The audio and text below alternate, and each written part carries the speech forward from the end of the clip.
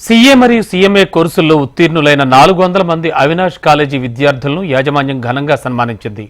విశ్వేశ్వరయ్య భవన్లో జరిగిన ఈ కార్యక్రమానికి ముఖ్య అతిథిగా సంస్థ చైర్మన్ డాక్టర్ అవినాష్ బ్రహ్మదేవర హాజరయ్యారు. అవినాష్ కాలేజ్ విద్యార్థులకు అమూల్య సందేశాన్ని అందించారు. సంస్థ డైరెక్టర్లు KP Ram, B Santosh, dean Sushila Kanduri, domestic professional courses head CA Gautam Jain పాల్గొని విద్యార్థులను ఉద్దేశించి ప్రసంగించారు. సీఎంఏ విజయ్ కుమార్ అగస్త్యతో పాటు సీఎంఏ హిమ విద్యా సంఘవరపు ప్రత్యేక అతిథులుగా పాల్గొని విద్యార్థులకు దిశానిర్దేశం చేశారు. కార్యక్రమంలో సంస్థకు చెందిన ఉత్తమ ఉపాధ్యాయులు, ఇతర సిబ్బందిని చైర్మన్ అవినాష్ బ్రహ్మదేవర సత్కరించారు.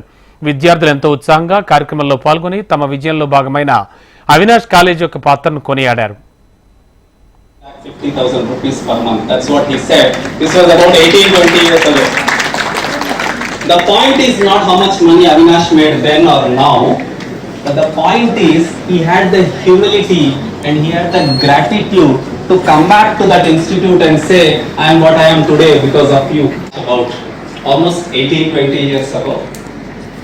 This was a time when Avinash was the CEO group.